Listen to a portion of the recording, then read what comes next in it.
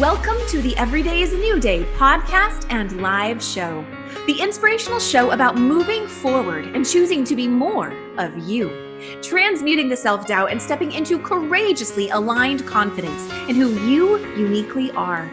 My name is Kim O'Neill. I'm a twice certified transformational confidence coach, Reiki master, best-selling author, and former crime analyst who now helps empathic, heart-centered individuals shatter the noise of self-doubt, find clarity on what self-love really looks like, and the courage to be peacefully grounded in who you've always known you are, from the inside out.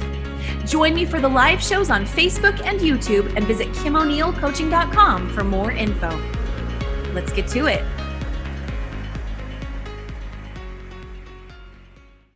All right, welcome everybody. And I'm going to bring up today's guest to join me on screen as well. Welcome to the Every Day is a New Day show, and welcome Linda. Hi Kim, how are you? I'm Thank good. you so much for having me on. Absolutely. Well, I love this because you're actually joining me from Australia. Yes, from Sydney, all the way from down under, the place where the koalas are always eating and sleeping. The happiest place to be. And I love that because, you know, my quote, right? My quote is, happiness is another form of wealth. It's the most treasured form of wealth. And so I love it. Well, and I love the koala hugs too. Oh, wow. Well, I loved when we first met, you said, hello from the future. Yes. I love saying that to the friends in US and some friends in Europe as well. So I do live in your future. That's awesome. So, it's a Wednesday evening over here and Thursday morning over there. So exactly. It's Thursday here at 11:15. I apologize, I'm a few minutes late because I just received the most exciting call for the month, for the year. At the time that I was supposed to be on, I received a call that I'm the finalist for the Local Business Award. Congratulations! Thank you. Well, you know, it just means that it will help me to be able to help a lot more people. Yeah. You know, because, you know, for people who read my book, for people who know me would know that I didn't study for the piece of paper. I didn't go into business for money. It's all for the meaning. And so I didn't participate in the award just for winning, but it will allow me to help a lot more people. That's what it is. That's what I'm excited about. Well, that is fantastic. I want to go ahead and share with everyone a little bit more about you by reading some of your bio, and then definitely talk to you firsthand and hear more about you. As you can tell, Linda is very upbeat and inspiring, and so I'm always excited. You are always excited. I agree. Okay, so I'm going to share a little bit about Linda. Linda Duong is an international speaker, a parenting and self-leadership coach, and the #1 international best-selling author of Connection, the Currency to Happiness. Linda's work is all about self-empowerment with a focus on positive psychology and helping others to live a happier and more fulfilled life. She has an inspiring story of overcoming adversity and now helps a wide range of clients from ages 5 to 70. And as an extension of her book, Linda started the Three Hearts Organization, a nonprofit with the vision and mission for a more connected society that now has a worldwide team of ambassadors. And during the peak of the COVID-19 pandemic, Linda also started the Connection Show, where she has her readers come on and they share how her book has impacted them as well. And she also was recently inducted into the Best-Selling Authors International Organization. And that is Linda in just a small nutshell. So Linda, that's fascinating. Thank you for having me on. It's so exciting to finally be with you on air. Linda, will you first, okay, I'm going to say hello to our live audience because we have a lot of people here with us. So hello to Helene and Paula and Sherry. And I see all your awesome comments here. So hello to all of you with us. Let us know if you have comments while we are live, or what ahas you're taking away, or how Linda has possibly inspired you already, and your experiences with her. So Linda, I want to first get into it. here you are, this bubbly, happy, inspiring, excitable person, and you actually didn't have that same kind of childhood. Will you share with us where how did you get from there to here? Yeah, it's quite a journey. So I was born in Vietnam at the end of the Vietnam War. So I'm going to need to teleport you back in time. I live in your future. Now I'm going to take you back to the past. Love it. So at the time, if you could just imagine, everything was very basic, very minimal. So it was the end of the Vietnam War. All I've seen was black and white TV, black and white photos. I never even have color pencils. I never even know what a computer looked like. I never even seen a map or a globe model. It was just really basic. Wow. And so, if you could imagine growing up hearing the news about war, people are in pain and anxiety. So it made me a very anxious child, naturally, if you grow up in that environment. So I was extremely anxious, very shy, nothing like this, barely speak.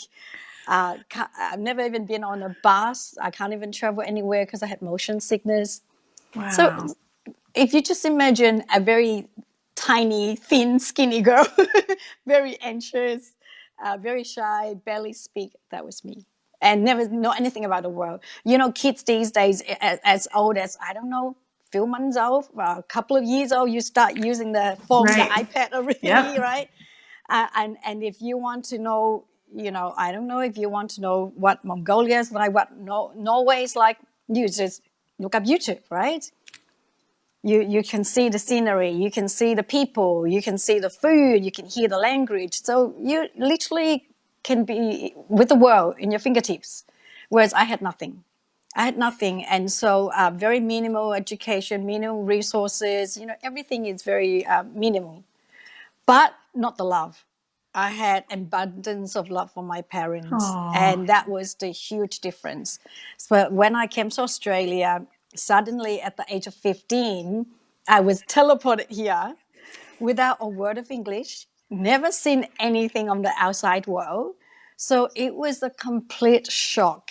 So if you can imagine yourself now, suddenly teleported to China, Mongolia, wherever, but it's a complete different world, right? Mm-hmm. And instead of colorful, it would be black and white. It would be the opposite to me, right? If I could articulate it that way. So it was cultural shock, everything shock, the whole system shock. That was me. So then I could not even get on a bus because of motion sickness. So I would choose to walk to school, whether rain, hail, 40 degrees, whatever heat. I would walk over an hour to school because I just cannot get on the bus. And I remember one day I get to school soaking wet from head to toe, soaking wet because the wind was blowing the umbrella and the umbrella didn't help and the umbrella got ruined. So that was me. And so what was the turning point of how you started to become this positive, upbeat, very lively, connection-oriented person? I would love to be able to tell you one thing, but we all know, right? We all know that, nothing comes overnight, right? You plant a seed. You got to wait for it to sprout. You got to nurture it, you got to have the right environment for it to keep growing, right? Otherwise it could well die. So that was my journey. After I came to Australia, I was able to slowly redevelop myself, newborn, I guess you could say it that way. But not exactly, not entirely, because I had the original root of the Eastern value. Okay. That was what held me grounded. So in my book, I've got the book here.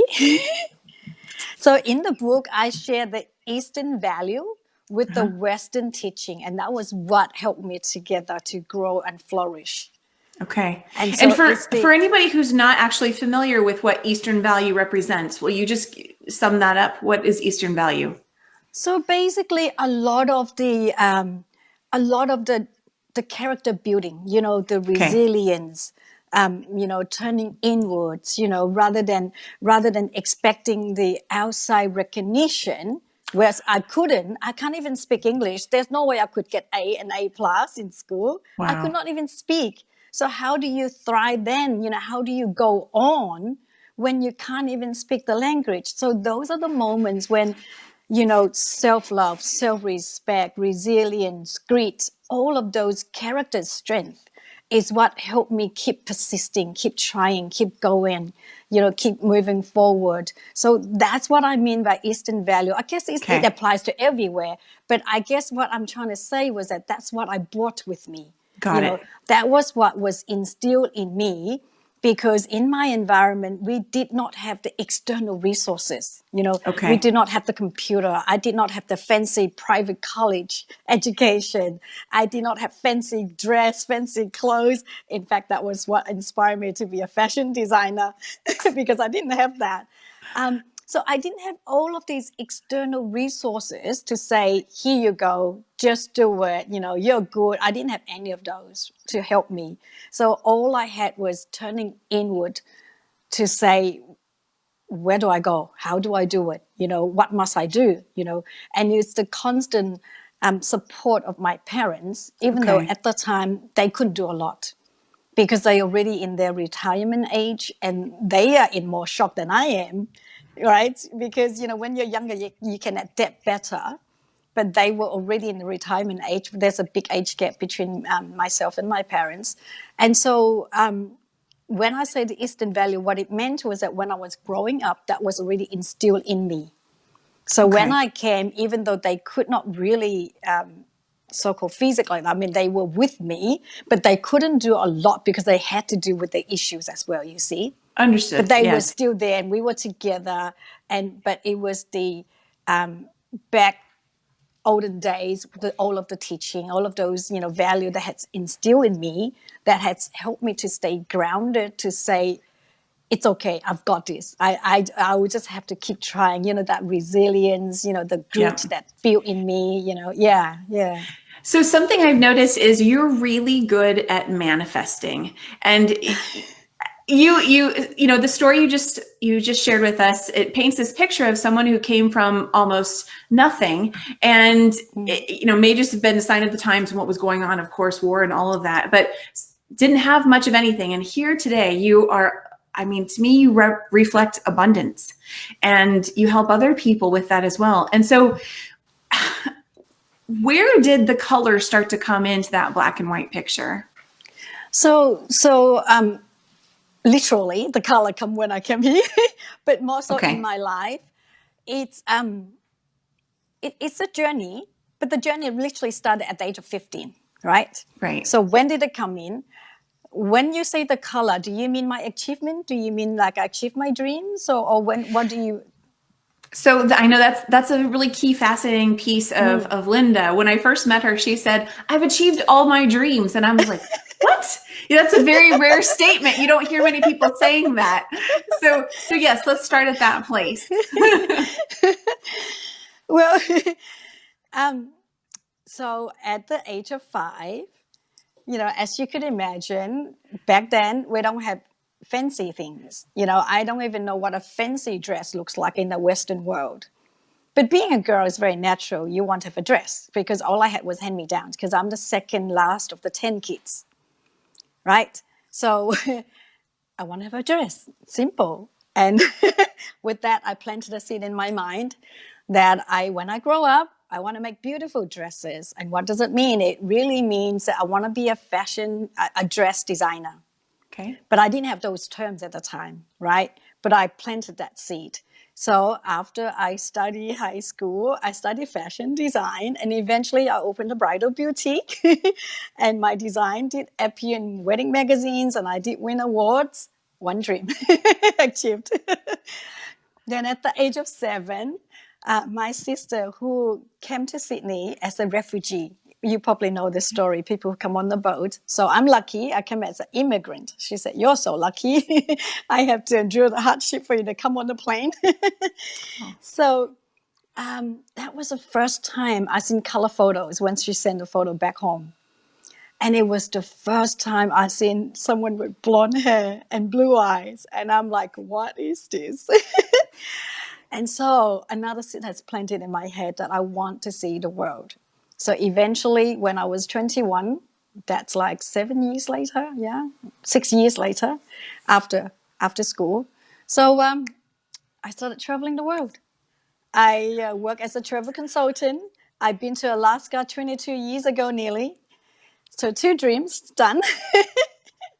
So it sounds like, Linda, you see something you want, you say. Oh, you asked the question. Sorry, how do I do that? So how do I do that? It's with a lot of passion, with very clear desires, as you can see. I know what I want. I planted that seed, and I nurture that passion. So I don't give up my dream, right? You know, a lot of people say, I want that, but it's too hard, but this, but that, right? And then that dream slowly fade away. So whereas for me, I was clear on what I want. I planted the seed, I nurture it, I kept the passion, and I work at it until it comes. It wasn't a matter of overnight. As you can tell, it's over years, right? Nothing comes overnight. But regardless, and what go ahead. No, you go. Well, what I notice is for a lot of people, they can say, I want this, and yet so here they are, they want this thing over here, and there's something in the middle that stops them. Yes. And I'm not hearing any of that with you. Is that you're here and you're going, oh, I want that. Okay, there we go. And then she's there. The energy is like that, and that's how I have achieved them all. The spirit, the energy, that trust, that faith that I have in me and in the universe. You know, so it was being a wedding dress designer, travel the world, being a teacher, and I still teach now. Like I taught in preschool setting, and I go to school, you know, and I still teach now with my book, with coaching, with talking now. So that's 3 early childhood dreams. And after I came to Australia, it was the first time I was in an art gallery. I was like, wow, I didn't even have color pencils. So in 2015, I studied arts. I participated in exhibitions. My award won prizes in 2016. My self-portrait was finalist for Women's Art Prize, and then the book. So to answer your question, from here to there, it was enormous amount of belief. Enormous amount of belief. It's like I was saying to my children, you know, we thought that when you're little, we teach children to have self-belief. But interestingly, you know, through my journey, now that I coaches as well, I help, you know, change makers, writers, particularly writers, very fascinating. The interesting thing is that the more we achieve, the more we need to believe. Very interesting. You know how the imposter syndrome, right? Yes. It is that. Is that one thing that we're starting to doubt ourselves? Have I really achieved this? Did I really do this? You know. So it's the enormous amount of belief, not only just in yourself, in the universe, but in the goodness of the world. And that is what give me this so-called smooth energy, if I could describe it that way, because otherwise there's a lot of interruptions, right? Yes. There's a lot of interruptions that, you know, why should you do this? Is it good? You know, yeah. I want to ask you about that. So do you ever experience doubt? And if you do, then what do you do to get rid of that and replace it with more belief? If I don't experience it, I'm not human. Okay. Isn't that good to know, right? Okay, so what do you do when that happens? And this is what I mean by enormous amount of belief in the goodness of the world, not just yourself. Believing in yourself sometimes is not enough. Say, for example, I form 3 hearts now, right? If I just keep saying, oh, I know I can do it, I don't think that's enough. It's believing the universe has the support that I need. The universe will guide me, if I could put it that way. If you believe in God, in Jesus, whoever, right? But I say universe. Not only that, I also need to believe the goodness in the world. I also need to believe that there are millions of people with kind hearts, like you, like Paula, like Cara, in our community. You know, there is so many goodness in the world. That's what I truly believe. If I don't believe that, there's no dream can come true. If you go about life thinking that, oh, you know, life is hard, nothing is possible, people are bad and it's all negative. Do you think you can achieve anything? I don't think so. It's really hard. But it's an enormous amount of belief in the goodness in the world. I truly believe that. And that's what I was raised up with. And I love it how you use the word abundance to begin the show. And that's what my parents did. That's what my parents, if there's anything I could say, the two things they instill in me is the abundance mindset. No matter how little we were, there was days that we didn't have enough food, but there was not a moment I thought that we were poor. Not 1 second in my life. We always live in abundance mindset, if I could call it that way. But it wasn't just a mindset. It's really from the heart and soul. It was really from the heart and soul that we have everything we need here and now. That was what I live with. And the second thing they have instilled in me is the freedom, the spirit of freedom in your mind. Because with the freedom in your mind, you could go anywhere in the world. Even though I was so grounded in home, I can't even get on the bus, I could not go anywhere. But that spirit in me, I travel in my mind, even though I have no image of outside how it's like. But it's that freeness in you that allows you to tap into your inner world so powerfully that even though I was really shy, I still could connect with people. I still love talking to people when I had the opportunity. And it's that freeness in me that allowed me now to reach to people around the world so freely, sharing the love. Well, so I want to talk about your book. I have not read your book, but I've read about your book, and I know that you talk about the key to helping children live their dreams is by helping parents fulfill their dreams or connect to that in some way more. So will you talk about that, how those connect and how you help people with naturally, as parents, we are role models, right? If we live a life saying that it's impossible to achieve your dreams, what message are we going to give to our kids? So my passion now is to share with as many parents as possible. Dreams are to live. You can live all your dreams, and not just one, but as many as you like. And it's not just them. Now they pass to their children, then their children pass to their children. It's actually the ripple effect of generations to come. And that's why I was passionate about parenting coaching. Because whatever we do as guardians, even if they're not your own biological children, but the fact that you are an adult, you're role modeling everywhere you go, everywhere, right? Whatever message, whatever role model we set, we have enormous power of effect for generations to come. For generations to come, because one child get one good message from you. That's enough for him to reestablish his own life, even though he might have a bad beginning. And that person is going to grow up, not even later, even immediately, he or her, him, her, can immediately go on, pass on the goodness to the friends. So never, never underestimate the power in you. That is my biggest message. Never underestimate the power in you. Whatever you do, wherever you go, doesn't matter how shy you are. I was so shy. Right? Really, every single thing we do, every word we say, every single smile we make or frown that we make has impacts to everyone around us, and more so to children. More so to children. I'm going to put the title of the book up here. So Connection, the Currency to Happiness, and access your happiness right here, right now. So I want to ask you, knowing that connection is the currency to getting more happiness, how do people get the connection? We're going to need a master class, but I'm going to try and do it very quickly. How? Smile. That will be the quickest thing. If I have to say one word, smile. But I don't mean a fake smile. I mean sincerely from the heart inside out. How? What is it that allow us, two people, to talk with each other? Is the wish to be with somebody else. Is that relation, that connection, it's also to be able to share with each other the joy, the happiness, the sorrow sometimes, So ask the question again, because I want to be able to answer it properly. Yeah, no, just trying to define even more so that starting point. So knowing that connection is really what helps people to feel happier.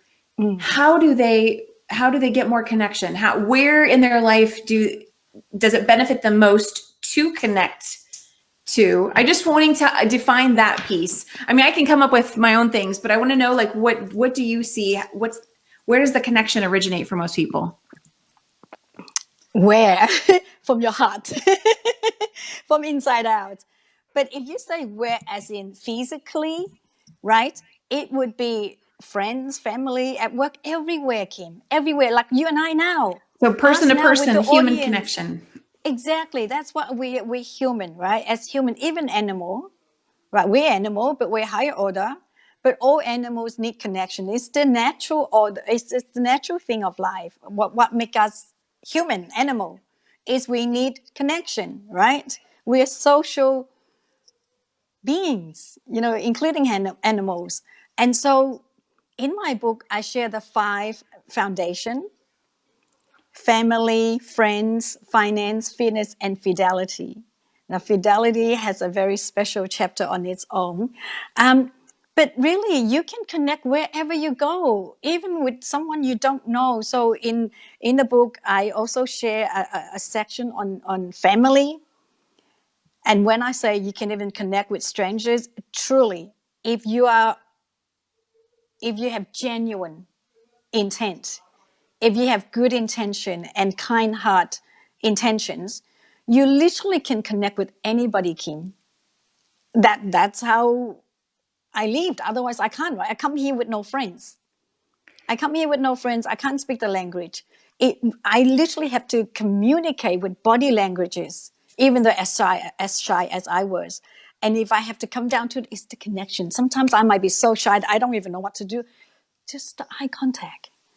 Do you realize how little eye contact we have these days? Yes. So many people looking down at their phones.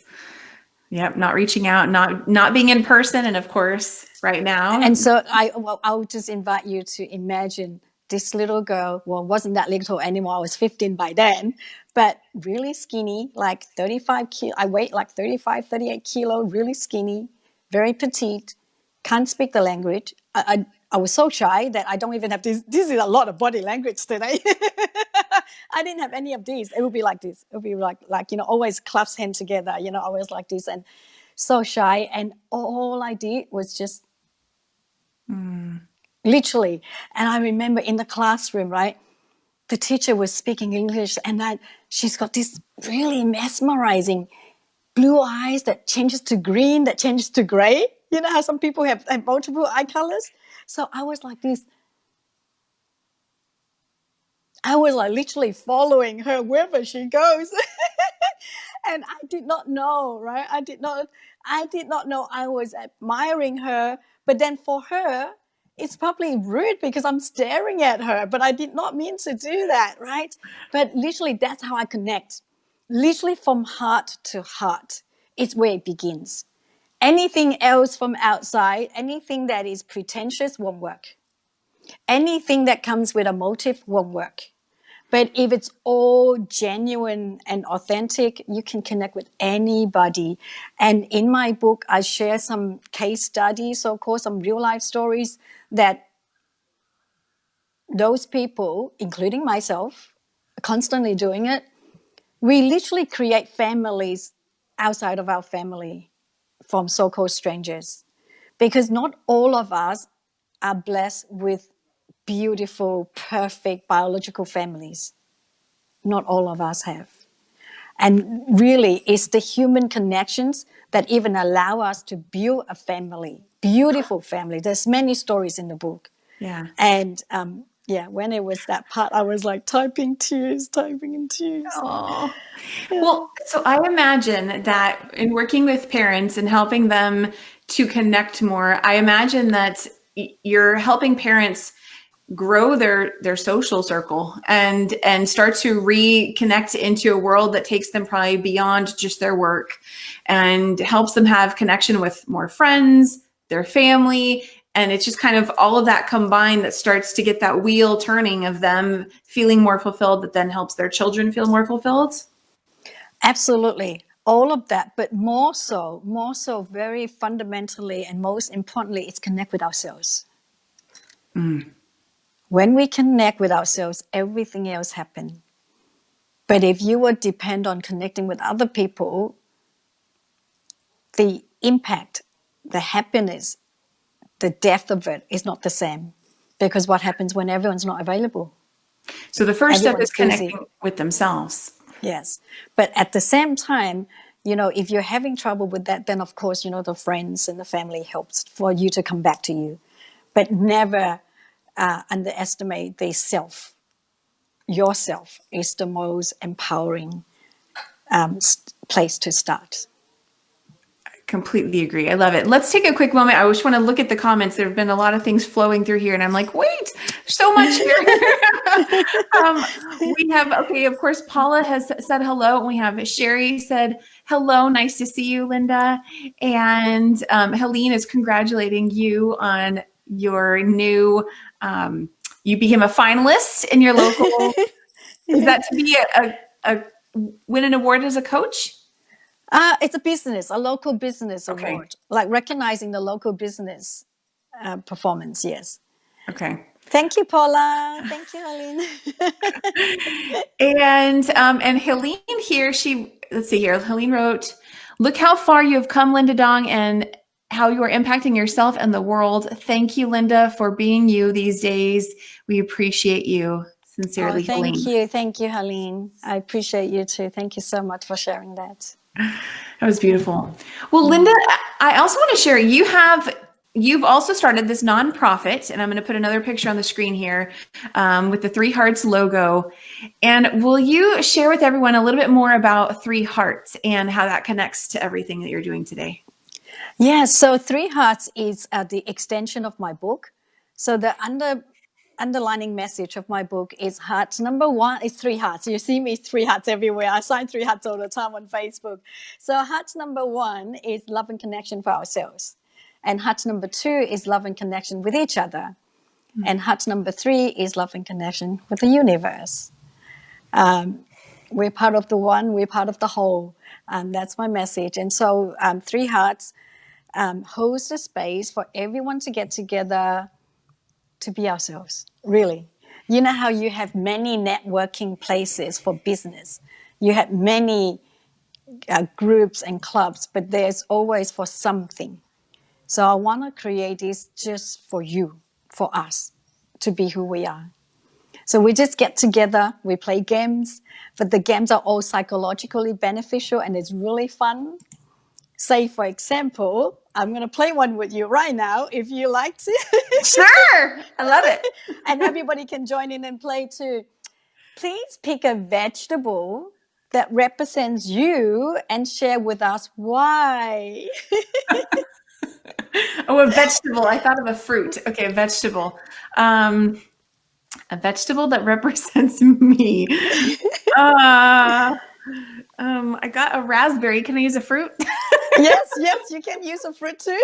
I'll let you have it this time. Okay, thank you. Okay. Raspberry. I just feel like they're. I've never done this before, so this is off the cuff. Okay, let's see. I'm like a raspberry, and I think it's because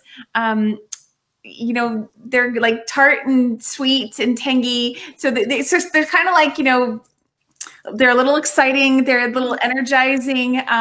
They're like, to me, they would represent a fun fruit. And I think I have a lot of that in me. Exactly right. Now, so when is there a day and time that you will think of yourself that way, right? So what we do is we create a time, a space and time for fun, not only for fun, but really we think when we come to the meeting, we think we go there to make friends and connect with each other, which you do. It's amazing. Older people love connecting with people around the world, but when you go away, realizing or not realizing, you're literally connecting with yourself. now you get a moment to think, what am I like? Because we move through life, we evolve, we change. And so some days we don't even know what I'm like anymore, right? What fruit do you like? What color do you like? You know how when you're kids in kindy, right? Yeah, everybody likes a lachita. What's your favorite color? What do you like? We miss all of that. We lose all of that. But more so, it's a moment to just get in touch with ourselves. When we say making me time, it's so hard to make me time these days, right? Because we have so many things to do. Or when to the weekend comes, you get too busy, you get a second job, a third job, being a mom, chauffeur the kids everywhere, right? And then you go, okay, wait until I'll book a holiday. That's the bigger me time, right? And so you save, you plan. By the time you save and plan, more stress, more me time's needed. And then, when you're finally traveling, you still have more stress. It's not, holiday isn't all carefree. Holiday still could be stress. And now COVID-19 happens. We can't even travel anymore. Where's me time? So this fun meeting is really beneficial. It's really, really good. Paula says she's a carrot. I love it, Paula. Thank you for sharing. So it's really good me time. It's psychologically beneficial and it's healing. It's healing because we get to share with each other the highlights, the lowlights, the challenges, which we don't get to share. Everybody goes about life so lonely these days, so alone, because we're so busy. We're so busy. And then this is a place where we remind each other. It's almost like, buddy system, accountable system, like come and join us, We all go about busy, right? And so we all becoming more isolated. And so the whole vision and mission of Three Hearts is to create a more connected society. Can you imagine 1,000,000 people become all more connected, feeling more joy and happiness from the inside out? Because with the current situation, it illustrates the point loud and clear, isn't it? It doesn't matter if you're millionaire, billionaire, famous, with celebrity, royalty, this still gets to you. We all are in this together. We all are the same. We all are human. We all need connection. And so we all need happiness. And so really happiness is another form of wealth. It's your most treasured form of wealth. So that is a quick, brief overview of Three Hearts. But we also believe, the ambassador and myself and the people who attended the meeting, we all believe that with Three Hearts, if we continue for years to come with all the people around the world, we really do have the power to change the trajectory of mental health. Because everyone attend to themselves regularly, to keep ourselves up so that we don't fall into the pattern of say, I'm now too tired, I'm overwhelmed, I got burnt out. And then you start to reclude yourself and then everything else start to go downward. And so, yeah. And the Three Hearts meetings are meetings that anyone can attend and they're free. Is that correct? Yes. We are, that's why it's called a non-profit, because the meeting is for free. I mean, until I can't do it anymore. But at this point in time, it still is for free. And if you like what we're sharing, read the book, come join us. We have a Facebook group. It's called Three Hearts Connections Global. And what's been proven with the attendees is that if you read the book, you will appreciate the meeting more. And if you attended the meeting, you will appreciate the book more, because of course they go hand in hand. So, and if you read the book, get in touch, because I love to have you on the show as well, the connection show. So we have places for everybody to connect. So the vision is we will connect at least 1,000,000 people around the world. But guess what happened? Guess what happened when a whole 1,000,000 people is happier and more connected? Guess what will happen? We will have at least 10 more million people be happier. Because when you're happy, Kim, your happiness doesn't stay, does it? Right. It your ripples. Family, yes, your partner, your children, if you're married, if you have kids, your friends, your colleague, your business, your client. Because when you're happy, you serve happier. And the happiness gets passed on. So I was once challenged, right? When I say that my goal is to help 1,000,000 people, I was challenged. But hold on, there's 7 billion people around the world. And so I said, in my mind, I'm thinking, let me walk first and then I'll run. We all like to aim for big, right? I like to aim for the baby step first, because I also truly believe that when 1 million people is happier, it would be at least 10 million easily. Because I have a coach, I have an international artist who read the book, right? Excuse me. She was going through, we all go through challenges. I do too, right? And then she read the book. She become happier. She's transitioning now to be a trauma coach. Nice. And she's been speaking to people, and so now she can go help hundreds of other people. And that's just one case. So I truly know when we help 1 million people, it will be at least 10 million. Linda, is there anything you do to be checking in with yourself on a daily basis and make sure you're in that space of feeling happy, feeling joyful? Excuse me. It's winter here. I do get a tickle throat in winter. I do it all the time. Because, we are human, and human has a very complex range of emotions. Someone can say something and lift you up so high. Someone else can come say something and you go down low, right? So as humans, we have a whole range of emotions, and it fluctuates like a whole roller coaster every day, all moments of life, right? So I have a very good habit by now that I do this flipping thing. I'm smiling because I love this game that I share. Okay, I'll share with everybody, right? So we're ready? Play with me, okay? Let's say you have a thought that come in. Someone say something, or you remember something, and I didn't do that. That was silly of me, and that was crazy. And then before you know it, this negative dialogue start happening, right? That was silly of me. That was crazy of me, whatever. What you do this with me, because if you do it, you can remember it better, right? Catch. So I call it catch, park, and flip. So you catch the thought. When you start hearing the negative dialogue, you catch it. Okay, I hear you. I know. So you acknowledge it. You catch it to acknowledge. So it's the awareness.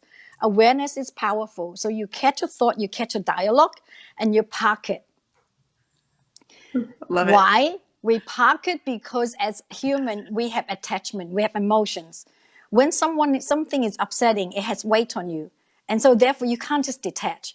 When I tell you, don't worry, I can't not worry, like how could she say that? How could he say that? I can't not worry, because there's attachment as emotions. As humans, we have emotions, attachment. So you park it. And I invite you to imagine like at the car park, when you go to a shopping mall, there's a car park.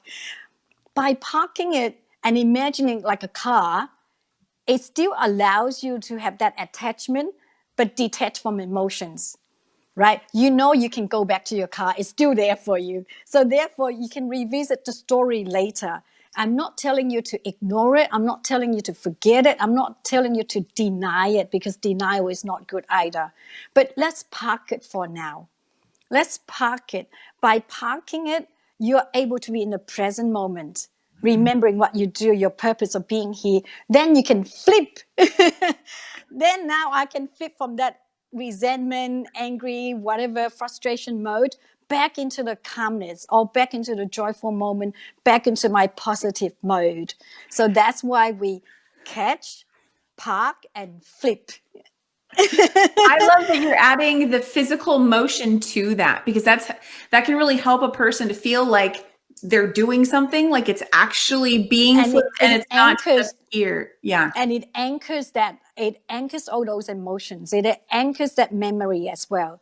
And so by actually flipping, you're literally reminding yourself, hey, smile. It's okay. Restart. So I'm constantly restarting my mood. I'm constantly restarting my thinking. I'm constantly restarting my empowerment in my present moment. And so I tell my children, I don't have bad days, because I start it all the time. I start my day. Oh, didn't go well. Okay, let's start again. So I don't have bad days as such. If I could say this is the most powerful tips for everybody every day. I don't have bad days. I will keep restarting it. Didn't go well. Okay, it's all right. Let's restart again. Nice. And so that's how I'm able to continuously have a refreshed energy to go. to step into my full power presence to do what I need to do for this task and now. Not anything else, but here and now. So just be here and now all the time, all the time. So, Linda, we're nearing the end of our conversation, but I want to ask you a question that links to another show that I've been doing. Started it back in July, and we're going to go through the end of December. Is Rise and Shine Creating 2020 Vision, and we're talking about 4 key elements that support a person in manifesting their own vision, what it is that they would like to experience. And we've been talking lately about having a vision. So I know you mentioned earlier, you know, when you were a kid, you saw a dress you liked and you said, I want to be a fashion designer.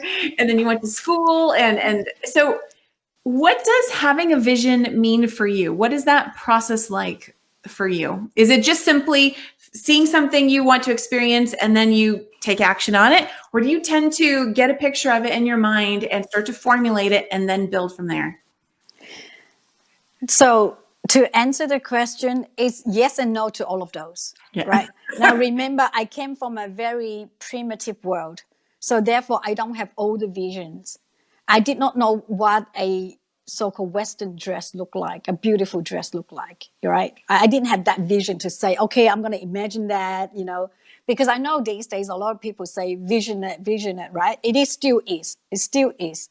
But I think now I vision it easier, clearer, because I now have more access to that visual image, right? Because you've seen more examples of Exactly. Whereas back then I couldn't.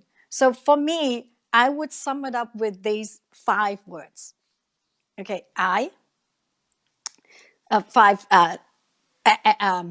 letters. IPPPI.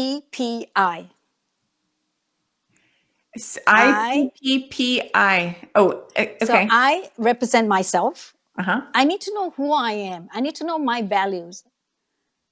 And then if I know who I am, at least, because if you don't know who you are, you don't know your value, you would not know what you want as a dream. True? Mm-hmm. If you are so-called lost, I don't even know what I want. How can you know what you want? And you would not know what your dream is.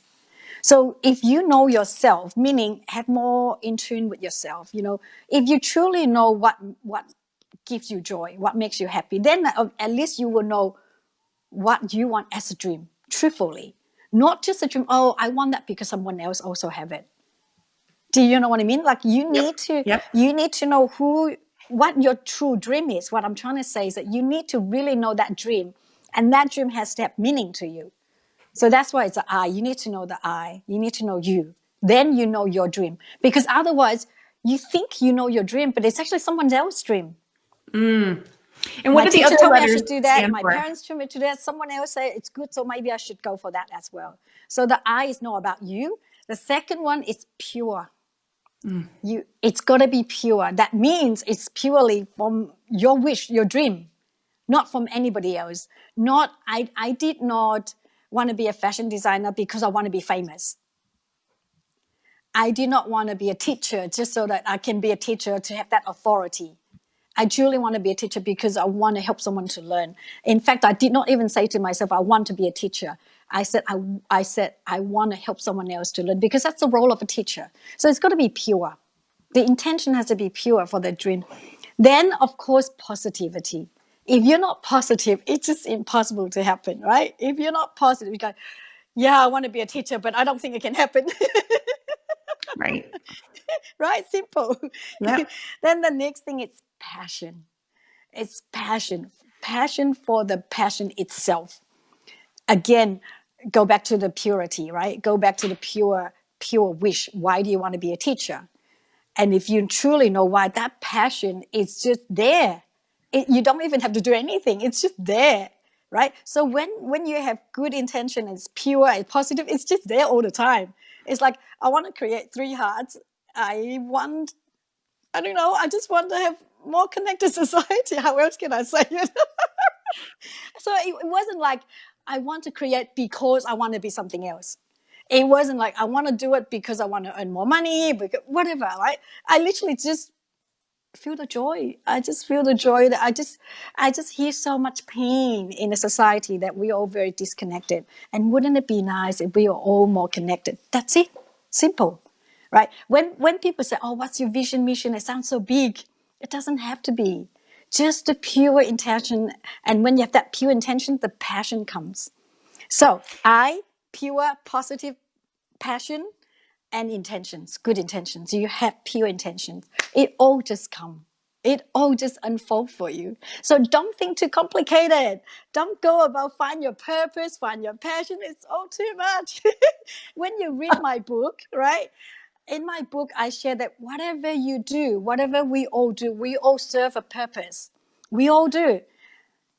So in my book, I share that I value the garbage cleaner as much as I value an army officer, a firefighter, all of those. Why?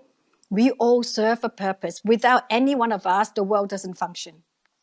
Completely. Can you imagine? Without the garbage cleaner, even doctors cannot survive if you have the whole environment dirty. So for everybody who is listening, if you're having on a journey of looking for your purpose, stop looking, just leave it. Just do what you do with good intentions, with positivity, with passion. You are already serving the whole world and yourself. So Linda, thank you so much for sharing everything you have today. Where can people go to connect with you further or to learn about Three Hearts or get your book? So you can go to my website, Duong, Duong.com.au. You can get a free introductory chapter of my book. And if you like to join Three Hearts meeting, it's Three Hearts Connections Global Group. It's a private group, or just connect with me on Facebook. I also have the Linda Duong author page. We can put the link there. Linda Duong author page. And if you like help with coaching services, it's Link Coaching, LINK, Link Coaching. But my website is good place, or my email is linda@lindaduong.com.au. Awesome. Yes. Wonderful.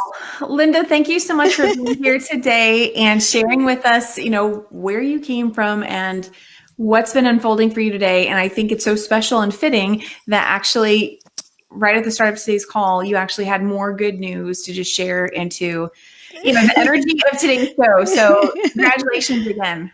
Thank you. And I apologize again for being late. That call was just too exciting. I had to pick it up. I totally understand that. Thank you everyone for listening and for joining us and connecting. And thank you for your wonderful comments. And I'll be able to answer more when I get off. Wonderful. Well, thank you so much. And thank you to everyone who was with us today, whether you're live or on the replay. Let us know what came up for you as you were in here, listening to what Linda was sharing with us. Again, Paula is saying thank you, and she's given those 3 hearts out there. Awesome. Oh, thank you. And remember that every day is always a new day. So even if, I love, Linda, that you were painting that picture of living in a black and white world and then color got added to it and how connection is that piece. And I really love that you mentioned that connection to yourself is first and foremost. I completely agree with that. So I would just simply say, yes, wherever you are today does not have to be where you are tomorrow. And where in your life can you use more connection, starting with who you are, knowing that you're amazing, because you are. So yes.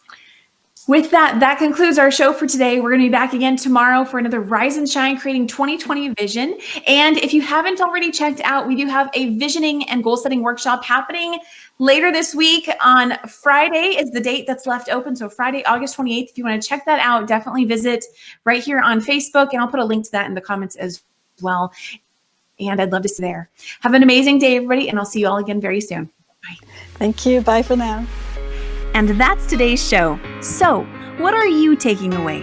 Let me know down in the comments wherever you listened or watched today's episode, and connect with me on Facebook on the Everyday is a New Day show and coaching page, or visit KimO'NeillCoaching.com for more info. Remember, every day is always a new day. Wherever you are today does not have to be where you are tomorrow. There is always hope, and you will always be amazing. I'll see you next time.